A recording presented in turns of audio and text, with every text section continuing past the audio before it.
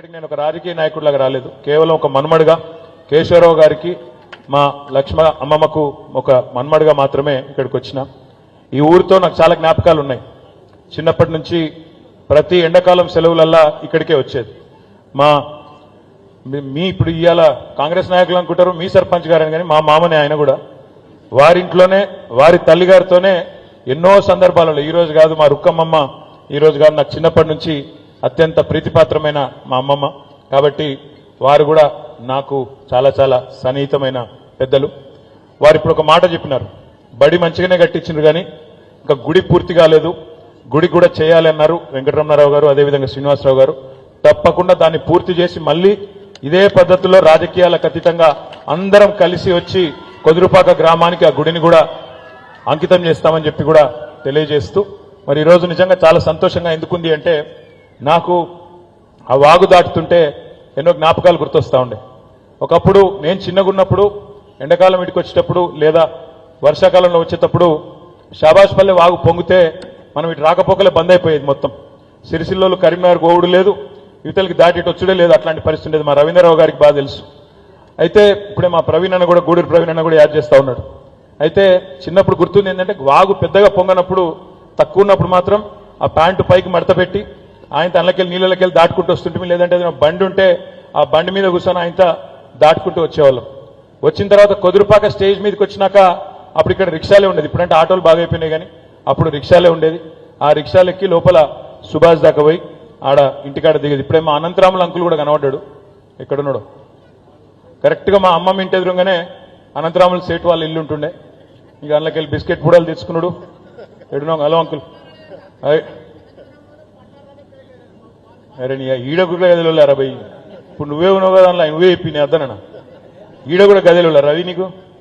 అనంతరాముల uncle కానీ ఆ ఇంట్లో ఉండే పెద్దలు కానీ వాళ్ళతో కూడా చాలా చాలా సన్నిహితమైన సంబంధాలు ఉన్నాయి.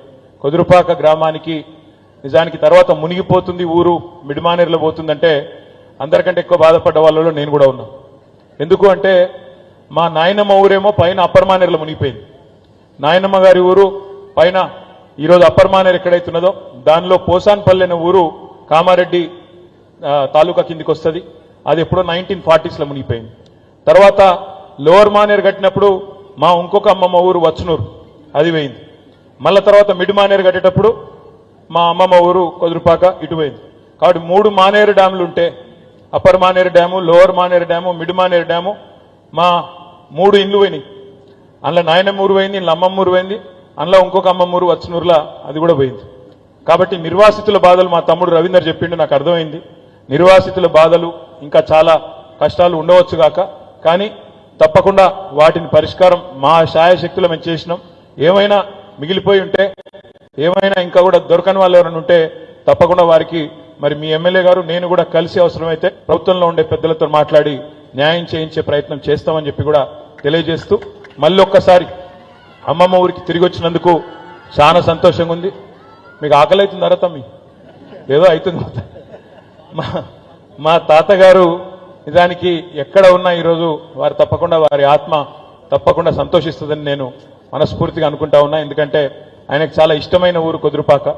ఎంతో ఎప్పుడు ప్రతి సందర్భంలో ఇక్కడికి తీసుకొచ్చేది మమ్మల్ని అందరినీ, మనవలు మనవరాళ్ళందరినీ కూడా ఇక్కడ తీసుకొచ్చేది. అట్లాంటిది వారి జ్ఞాపకార్థం, మా అమ్మమ్మ జ్ఞాపకార్థం ఇక్కడ ఇవాళ బడి కట్టినాం. ఇప్పుడు ఎమ్మెల్యే గారు అంటా ఉండే, అన్న మరి అమ్మని తీసుకురాలేకపోయినావు అని. అమ్మ కొద్దిగా రాలేకపోయింది, కానీ మా మామని పంపించింది.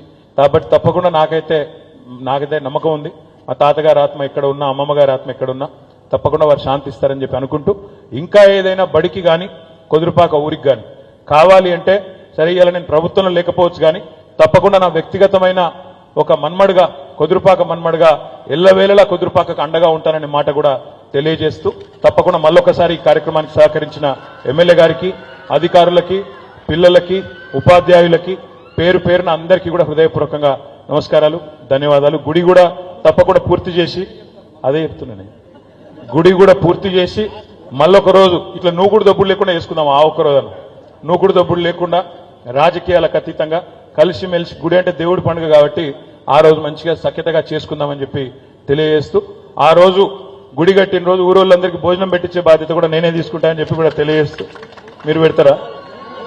బువ్వ మీరు పెడతారా నేను పెట్టాను మా మామ భోజనం పెడతా ఉంటాం అతను చెప్తలేడు నేనే పెడతాం మీరు బాధపడకూరి థ్యాంక్ యూ జై తెలంగాణ ధన్యవాదాలు సార్. మా ఊరు ఒక